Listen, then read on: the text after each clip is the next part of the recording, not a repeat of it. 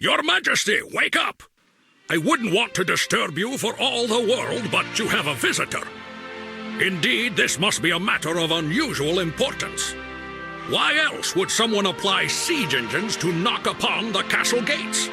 In any case, I should think we are obliged by the laws of common decency to give our guest a fitting welcome, with crossbows and ballistas. Your Majesty, the army of the vile Sir Foxwall has set up camp somewhere on the edge of the forest. Our scouts report that their army will strike this very afternoon. There is little we can do for the moment but wait and bolster our defenses. Enemy units will arrive in waves from the fortress. Your Majesty, we must build towers to protect the castle and our people, as we have but a short time before the first enemy troops arrive. Allow me to instruct Your Majesty in the basics of tower construction. Use the camera control buttons or move the cursor to the edge of the screen to move the camera in any direction. Hold down the rotate camera button to turn the camera left and right. You can use the camera height buttons to zoom in or out. The grid is very useful for positioning towers. Press the grid button to toggle the grid. The grid indicates where you can build a tower and the passages that your units can take. Every field marked on the grid is passable for your units and those of your enemy. You can build towers on the green fields. You cannot build towers on the red fields. Red fields decorated with shield icons are safe zones. Every base is surrounded by a safe zone. Safe zones cannot be occupied by any other force. Only the owner of the base can build towers within these areas. White fields decorated with tower icons are also suitable to build towers on, but until they are green, they do not belong to your territory. To increase your territory, you must build towers on green fields. A new tower increases your territory by 4 fields in every direction around the tower. Click on a green field to build a tower. You can use the arrow buttons to navigate between the towers. Build a spear thrower tower by clicking on it with the left mouse button. Build 2 more towers, here and here. To view the range of a tower, navigate the cursor over that tower.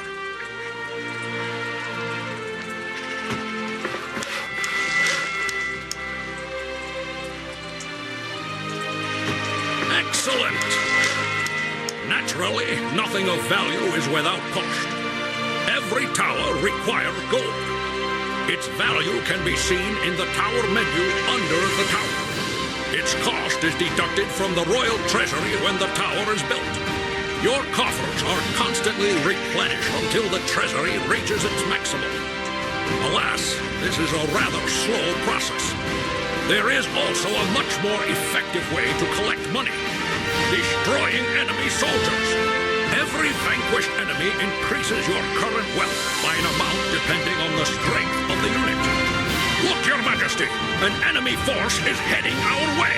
To receive information about an enemy unit or tower, click on it with the Inspect button.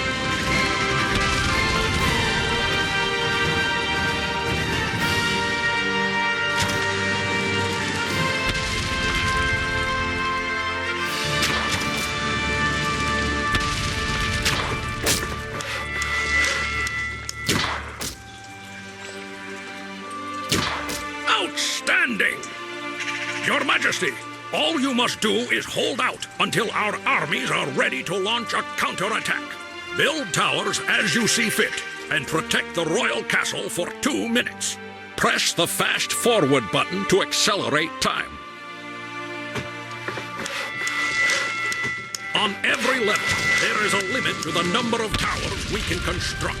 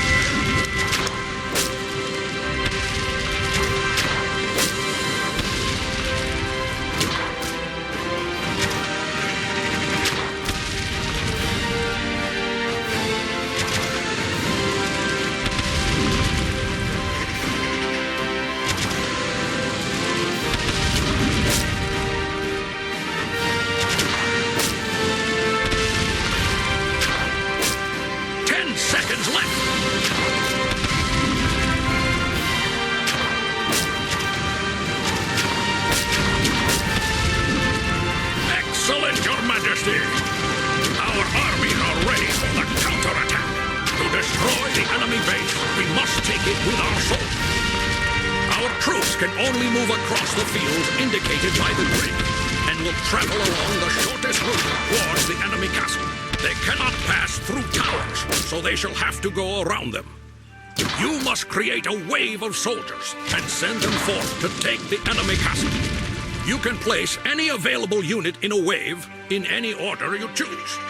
Initially, there can be only 5 units in a wave, but later this size can be increased to 10. Press the right mouse button to open the management menu, and select the Unit Management button to assemble a wave. To add a guardsman to the wave, click on that unit with the left mouse button. Click on the unit multiple times to place several such units into the wave. If you would like to place different kinds of units in a wave, simply click on another unit with the left mouse button. Double-clicking on a unit will fill the entire wave with the selected unit. You can use the arrow buttons to navigate between units. When your wave is ready, click on the Send button to send them forth against the enemy base. Excellent! The number of units available at any given time is indicated by a counter. If the counter reaches its maximum, you cannot send forth any more troops until the present ones are destroyed or they reach the enemy castle. Press the Hit Points button to toggle your Hit Points bar. Press the Hit Points button again to toggle your enemy's Hit Points bar. Press the Hit Points button once more to turn off the Hit Points bar. Excellent, Your Majesty! Now it is time we strike back and serve Foxwall. Send units into the enemy's castle until it is destroyed. Keep up the good work, Your Majesty!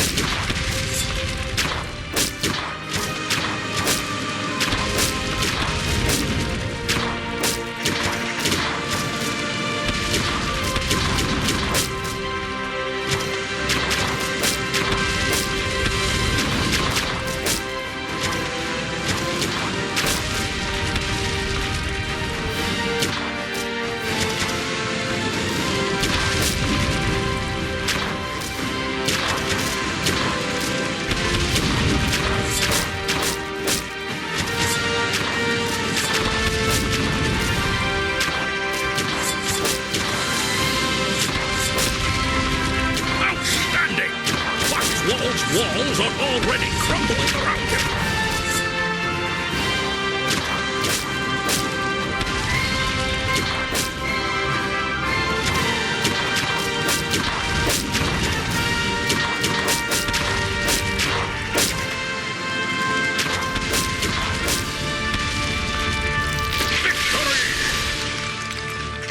we should pay our respects at Sir Foxwall's castle.